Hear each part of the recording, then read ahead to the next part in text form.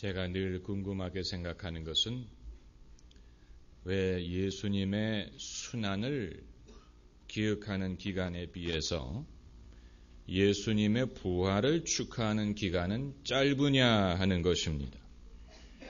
예수님이 부활하시기 전에 40일, 그 40일을 사순절이라고 불러서 서양에서는 사순절 기간에는 고기도 먹지 않고 경건하게 지냅니다. 그리고 예수님이 예루살렘에 입성하시는 날부터 그 한 주간을 고난주간이라고 해서 특별히 경건하게 지내고 예수님이 십자가에 달리신 그 금요일을 성금요일이라고 해서 오전 9시부터 오후 3시까지 금식을 하는 사람들도 있습니다. 그러나 정작 예수님이 부활하신 부활절은 하루로 끝내버립니다. 하루로 끝내버립니다. 예수님의 순환도 중요하지만 예수님의 부활이 더 중요한 사건인데 정작 부활을 기뻐하는 날은 하루뿐이라는 것입니다. 우리가 1년에 부활절 찬송가를 부를 수 있는 날은 부활절 하루뿐이에요. 반대로 예수님의 십자가에 대한 찬송가는 1년 내내 부를 수 있지 않습니까? 하기는 도마의 부활절이라는 것이 있기는 합니다. 그것은 부활절 바로 다음 주일이 그걸 도마의 부활절이라고 부릅니다. 왜냐하면 도마는 예수님의 부활 소식을 듣고도 믿지 않았습니다. 내가 예수님 손에 못자국을 보고 옆구리 창자국에 손을 넣어보기 전에는 믿지 않겠다. 좀 세디스트적인 기질이 있는 사람인 것 같아요. 어떻게 창자국에다가 손을 넣습니까? 예수님이 아프시지 않겠습니까? 그러나 그는 이 놀라운 일을 자기가 직접 확인하기 전까지는 거기에 대해서 입장을 가질 수 없다고 생각했던 것 같습니다. 그러니까 도마는 의심 많은 도마라는 별명을 얻기는 했지만 현대인을 대표하는 인물이라고도 볼 수 있습니다. 그래서 예수님이 그 사실을 아시고 일주일 후에 그 다음 일요일 날 도마에게 나타나셔서 내 손에 못자국을 보고 옆구리에 손을 넣어보고 의심하는 자가 되지 말고 믿는 자가 되라. 그때 비로소 도마가 엎드려 경배하며 나의 주 나의 하나님 이렇게 믿는 사람이 되었습니다. 그 일로 그날을 도마의 부활절이라고 부르게 된 것입니다.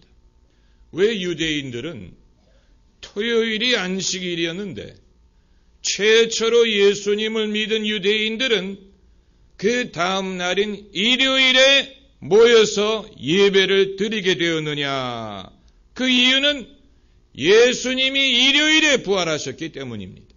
오늘 본문에서 보는 바와 같이 안식일 다음 날 막달라 마리아가 예수님의 무덤가에 갔다가 돌문이 열린 것을 발견하고 예수님이 부활하셨다는 소식을 듣게 됩니다. 그게 바로 일요일이. 그렇기 때문에 초대 그리스도인들은 유대인들이지만 일요일 날 모여서 성찬식을 거행하고 예수님의 부활을 기념하게 된 것이 기독교 주일 예배의 유래가 된 것입니다. 그리고 일요일을 예수님이 부활하신 날이다 해서 주의 날, 주일이라고 부르게 된 것입니다. 그러니까 기독교인들이 일요일에 모이게 되었다는 사실 자체가 예수님의 부활을 간접적으로 증거하는 것입니다. 예수님이 그날에 부활하지 않았더라면 원래 토요일이었던 안식일이 일요일로 바뀌는 일이 없었을 것이기 때문입니다. 그러니까 모든 주일은 작은 부활절이나 마찬가지입니다. 우리가 주일날 모일 때마다 예수님의 부활을 고백하고 또 축하하는 그런 의미가 있는 것입니다. 제가 오늘 여러분에게 말씀드리고 싶은 것은 막달라 마리아가 예수님의 무덤에 찾아갔을 때 마리아는 예수님이 당연히 거기 계실 줄로 생각했습니다. 예수님을 거기에 장사 지내드렸기 때문에 예수님은 어디 갈 수도 없고 예수님은 거기 누워 계시고, 그래서 막달라 마리아는 예수님의 시신에 향유를 바를 목적으로 향유를 들고 찾아갔는데 예수님 무덤에 찾아가니까 이미 돌문이 열려 있고 천사가 거기에 있어서 뭐라고 말하냐면 예수 그리스도는 여기 계시지 않다. He's not here. 예수는 여기 계시지 않고 일어나셨느니라.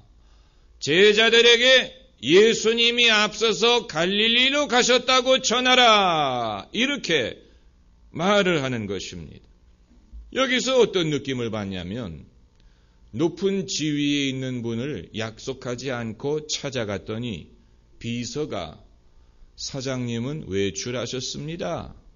사장님은 이 자리에 계시지 않습니다. 이렇게 말하는 것과 같은 그런 느낌을 받는 것입니다. 천사가 당연하다는 듯이 이렇게 말하는 것도 놀랍거니와 돌아가신 분이 무덤에 누워 계시지 않고 일어나셨다면 막달라 마리아를 기다린다든가 제자들을 기다리실 법도 한데 이미 당신의 스케줄에 의해서 어디를 가셨다는 사실이 놀라운 것입니다.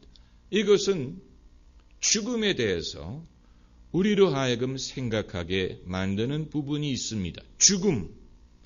우리는 사람의 죽음을 세 가지 개념으로 생각합니다. 하나는 정지, 하나는 회고, 그리고 또 하나는 재회. 이 세 가지 개념으로 죽음을 생각합니다. 사람이 죽으면 모든 것이 정지된다고 봅니다.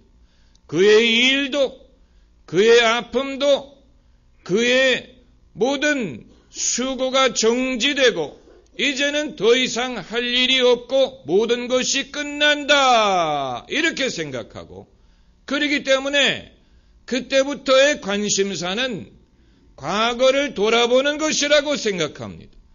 그렇기 때문에 고인을 위한 모든 행사에는 추도라든가 추모라든가 추억이라든가 이런 어떤 과거를 회상한다는 의미를 거기에다가 부여하는 것입니다.